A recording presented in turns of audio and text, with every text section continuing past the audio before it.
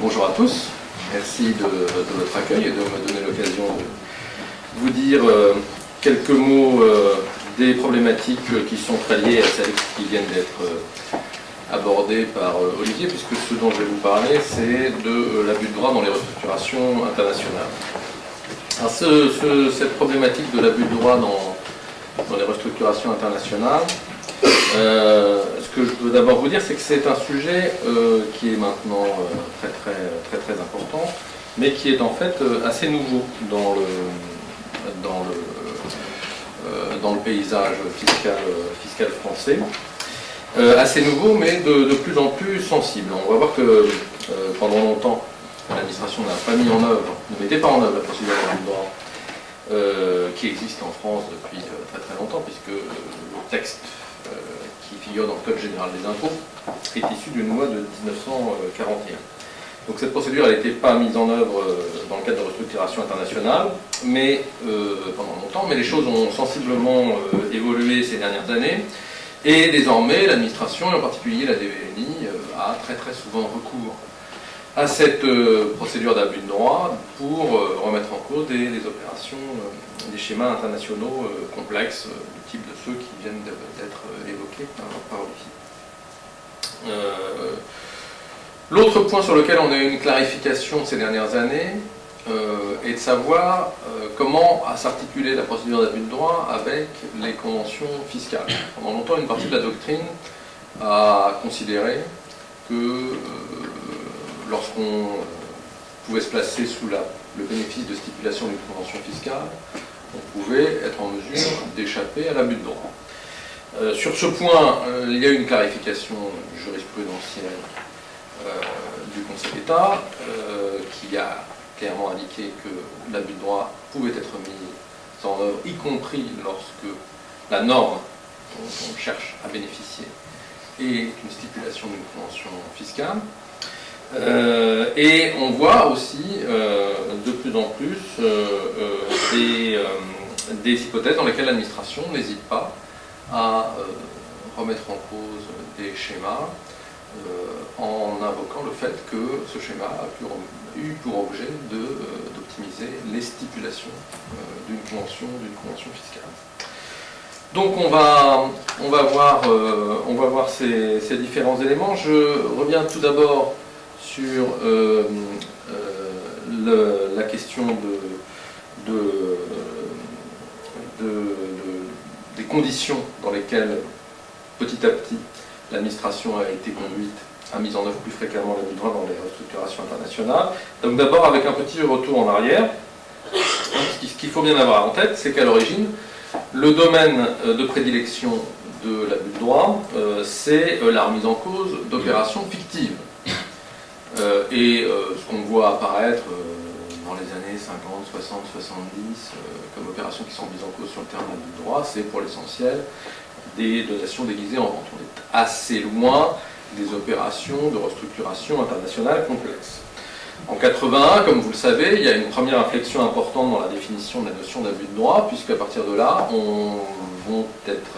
Conseil d'État et puis la Cour de cassation vont admettre que la procédure d'abus de droit puisse être mise en œuvre pour ce qu'on va appeler plus tard de la fraude à la loi, c'est-à-dire des hypothèses dans lesquelles l'opération n'est pas fictive, mais l'objectif exclusif de l'opération est un objectif fiscal. Mais même après cette inflexion, qui pouvait conduire quand même à envisager l'application de l'abus de droit à des opérations plus larges qu'auparavant, on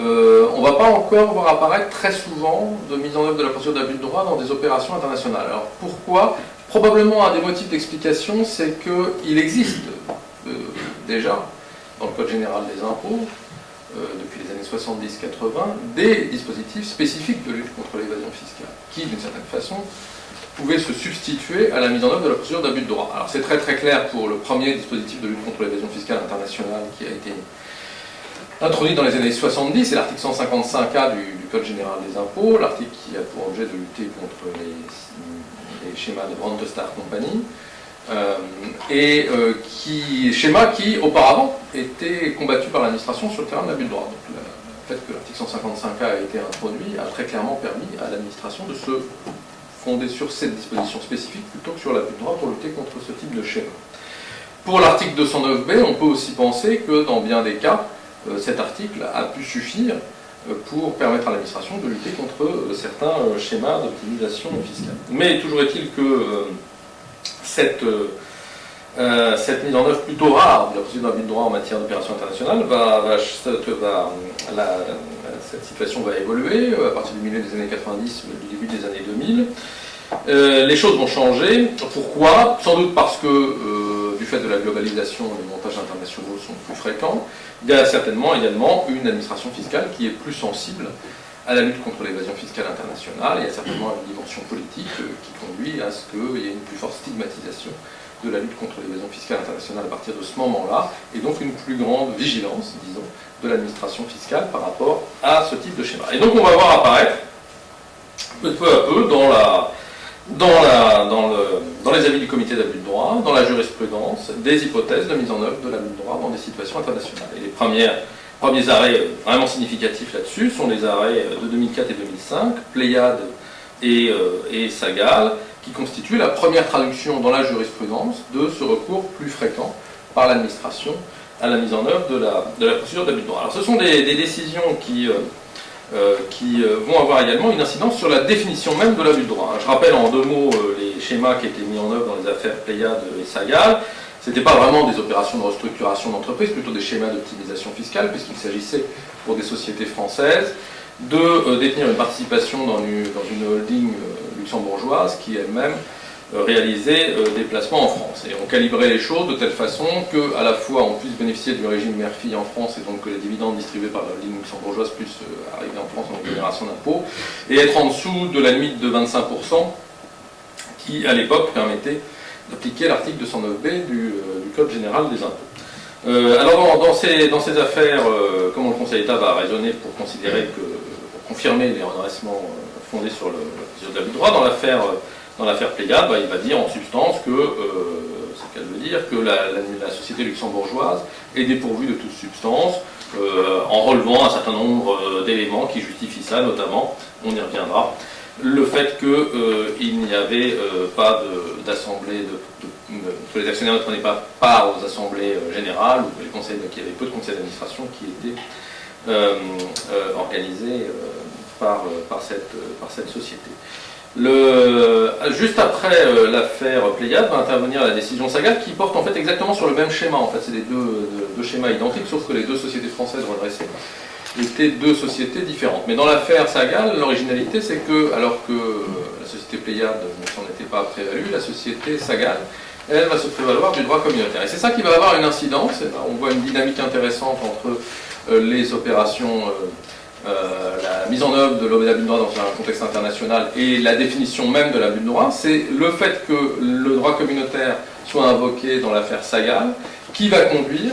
le Conseil d'État plutôt à faire évoluer la définition de l'abus de droit, puisque à cette occasion, à l'occasion de l'affaire Sagal, le Conseil d'État va être amené à juger que l'abus de droit est conforme au droit de l'Union européenne et aux grandes libertés communautaires, dans la mesure où il a pour objet spécifique d'exclure du bénéfice des dispositions fiscales favorables les montages purement artificiels dont le seul objet est de contourner la législation fiscale française. Et c'est donc à raison de cet objectif que le Conseil d'État juge que l'article L64 du MPF, sont codifiées les dispositions relatives à l'abus de droit, est conforme aux exigences du droit de l'Union européenne. Et comme vous le savez, quelques années plus tard, en 2008, le législateur va incorporer cette définition de l'abus de droit dans l'article L64 qui désormais donc, va considérer que relève du champ de l'abus de droit pour fraude à la loi. Il y a toujours évidemment les actes qui présentent un caractère fictif, mais également les actes dans lesquels le contribuable recherche le bénéfice d'une application littérale des textes contraires à l'intention de ses auteurs, tout en mettant en œuvre une opération qui n'est pas justifiée par un autre motif que celui d'échapper à l'impôt. Donc c'est 2 conditions cumulatives application littérale du texte contraire à l'intention des auteurs et but exclusivement fiscal doivent désormais être cumulés pour que l'opération puisse être qualifiée d'abus de droit. Et donc cette évolution, c'est intéressant de noter qu'elle est liée précisément au développement, à la mise en œuvre de la procédure d'abus de droit dans le cadre des opérations internationales. Qu'est-ce que va donner, qu'est-ce qu'on a comme exemple d'application de la procédure d'abus de droit pour les opérations de restructuration internationale? Les cas Pléiade et Sagal, comme j'ai dit, étaient plutôt des schémas d'optimisation fiscale, mais donc on trouve maintenant également dans la jurisprudence, notamment du comité d'abus de droit, des exemples d'application de l'abus de droit à des opérations de restructuration interne des groupes. On a deux exemples intéressants qui sont apparus ces dernières années. Dans l'affaire 2010-12, on avait une hypothèse dans laquelle une société mère américaine avait créé une société holding au Danemark, à laquelle elle avait apporté les titres d'une filiale française, de sa filiale française et d'ailleurs des autres filiales européennes, puisque la société holding au Danemark avait pour objet de gérer l'ensemble des participations du groupe américain en Europe. Cette opération va être considérée comme étant constitutive par le comité d'abus de droit fiscal, comme étant constitutive d'un abus de droit, dans la mesure où, dans le cadre de l'opération, la filiale française va être amenée à émettre des ORA qui vont être souscrites par l'actionnaire. L'ensemble de l'opération, je ne vais pas rentrer dans le détail, dissimulant en fait, selon l'administration fiscale confirmée par le comité d'abus de droit, une distribution de dividendes. Et ceci va donc conduire l'administration fiscale à remettre en cause la déduction des intérêts correspondant aux obligations remboursables au niveau de la société française. Alors qu'est-ce qui est intéressant ici, c'est que vous voyez qu'on a une restructuration internationale qui en elle-même n'est pas vraiment critiquée par le comité, mais que dans le cadre de cette opération de restructuration internationale, on met en place un dispositif de financement qui, lui, va être considéré comme étant constitutif d'un abus de droit par le comité. Et on va retrouver ce même scénario dans l'affaire 2013-44 du 6 décembre 2013, où là, cette fois, on a une opération de restructuration qui va prendre la forme d'une OPA de la mère française sur la filiale holding américaine du groupe, et qui va être accompagnée là aussi d'opérations assez complexes d'optimisation dans le cadre du financement de la dette liée à l'OPA qui a été mise en œuvre par la société mère française avec un système qui va permettre de bénéficier, contrairement, selon l'administration, confirmée là aussi par le comité à l'intention des auteurs du texte, du régime mère-fille pour les dividendes distribués par l'une des sociétés impliquées dans ce montage complexe. Donc là aussi, opération de restructuration qui en elle-même n'est pas critiquée par le comité, mais de même que dans l'affaire 2010-12, c'est les opérations de financement qui sont mises en œuvre en lien avec cette opération de restructuration qui, elles, peuvent être qualifiables d'abus de droit, suivant l'avis du comité. Il est probable que ces affaires vont donner lieu à des contentieux, mais selon l'avis du comité,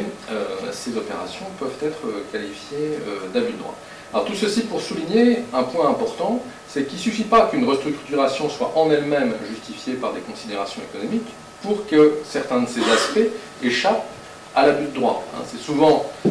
quand on discute avec nos clients, un point qui est souvent mis en avant, c'est que l'opération de restructuration elle-même, donc ici la création par exemple d'une société holding au Danemark pour gérer les participations américaines d'une participation européenne d'une mère américaine, en elle-même cette opération, elle n'est pas critiquable au regard de l'abus de droit. Mais en revanche, sur certains aspects, notamment de financement de ces opérations, là, alors même que l'opération en global est justifiée par un motif économique parfaitement légitime, on peut avoir une mise en œuvre de la procédure d'abus de droit. Donc il est important d'avoir ceci à l'esprit. Alors que c'est pour ça que les recommandations pratiques pour sécuriser les opérations de restructuration, elles sont souvent difficiles à identifier. Bon, alors on a un débat toujours compliqué sur la substance, qui paraît toujours un peu surréaliste, je dois dire, notamment lorsqu'il s'agit de, comme le relevait Olivier, d'essayer de faire en sorte qu'on puisse établir l'existence d'une substance pour des holdings purs. Alors qu'est-ce qu'on va faire? On va dire qu'il faut qu'il y ait un certain nombre de conseils d'administration, que c'est mieux s'ils se tiennent sur place plutôt que s'ils se font par conf call entre Londres, New York et Tokyo. Donc tout ça paraît, c'est vrai, un petit peu surréaliste et on peut le comprendre par rapport aux préoccupations des entreprises. Et la question de l'artificialité est aussi une question qui est assez délicate dans le cadre des restructurations,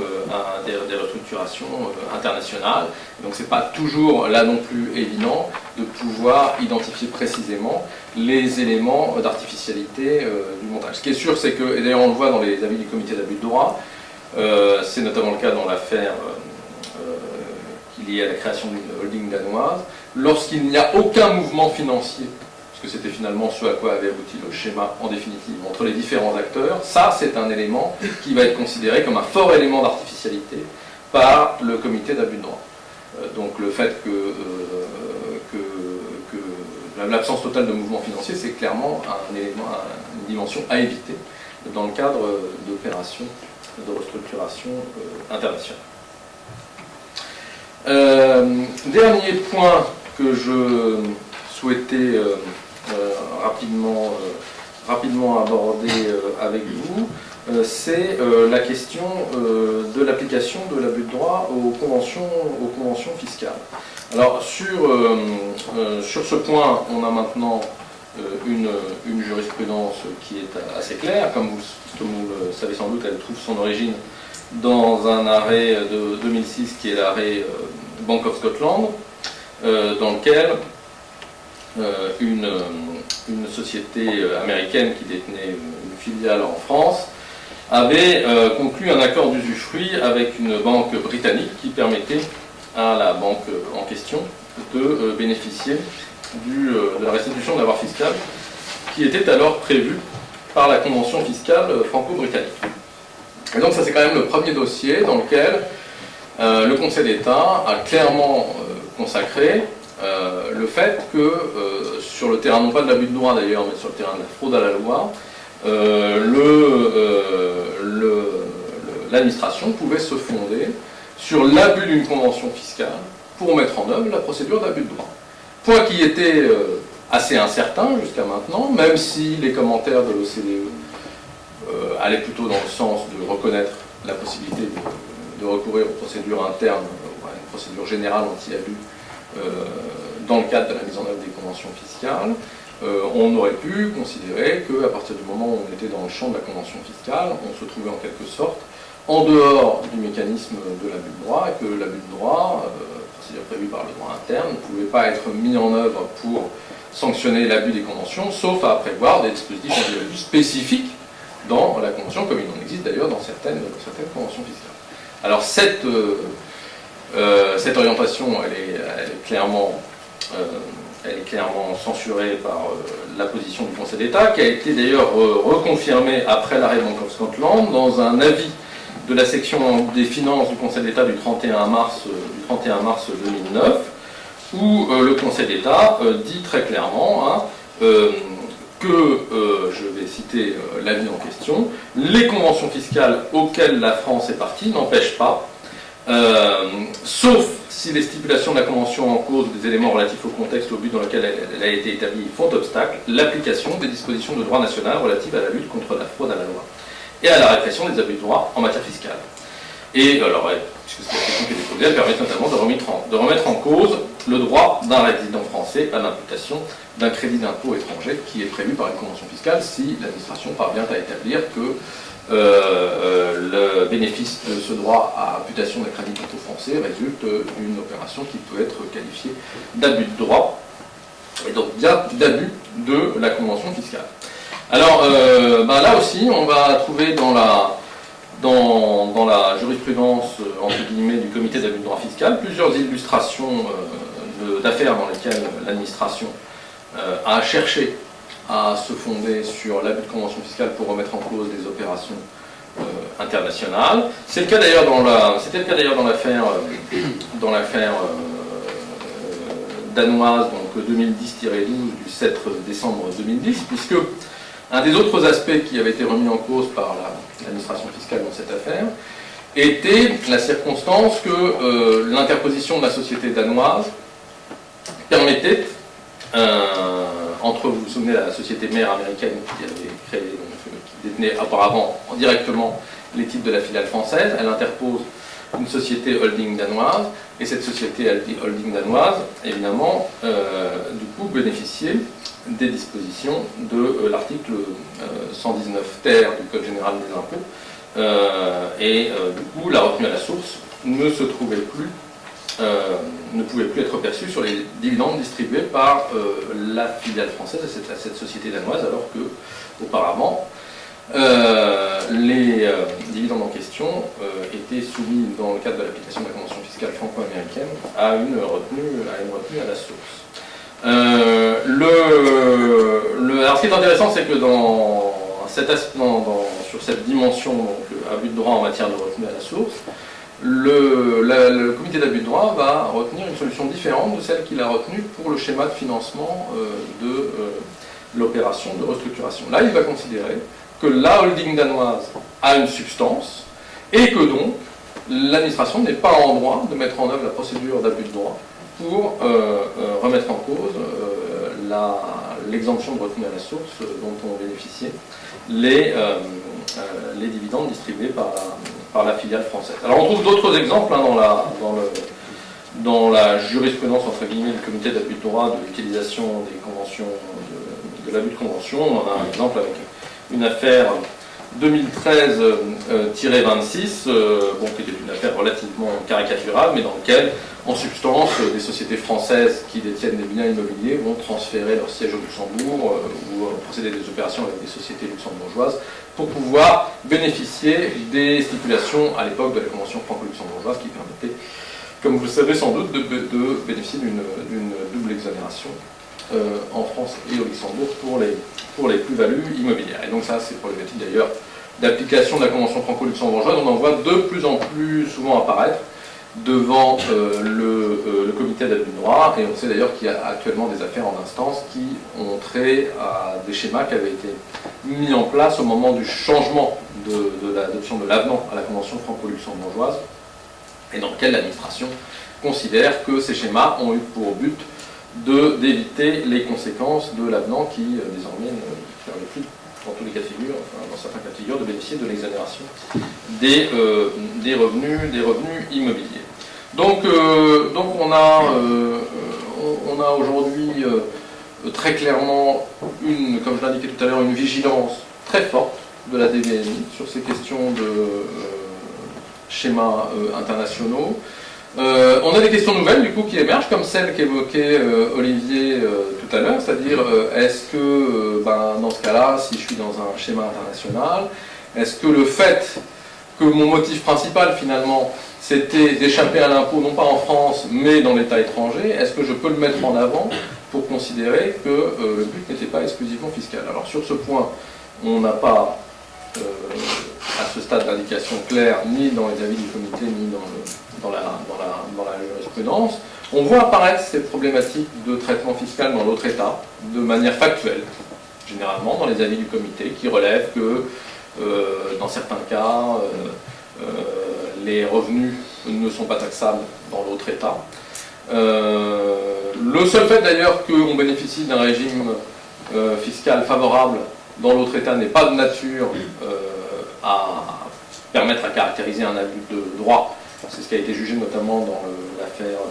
à laquelle je faisais allusion, qui doit être 2013-44, en ce qui concerne le fait qu'une partie de la dette avait été portée par une société belge qui bénéficiait du régime des intérêts émotionnels. L'administration a jugé que les charges qui avaient, enfin le comité des abus de droit a jugé que a considéré que les charges qui avaient été déduites par la société française l'auraient été, quel que soit le régime fiscal de la société qui avait mis à disposition les sommes empruntées. Ma tendance serait plutôt de penser que c'est un argument qui est tout à fait recevable. Dans mon expérience, puisque on a déjà été amené à considérer cette argumentation dans certains dossiers.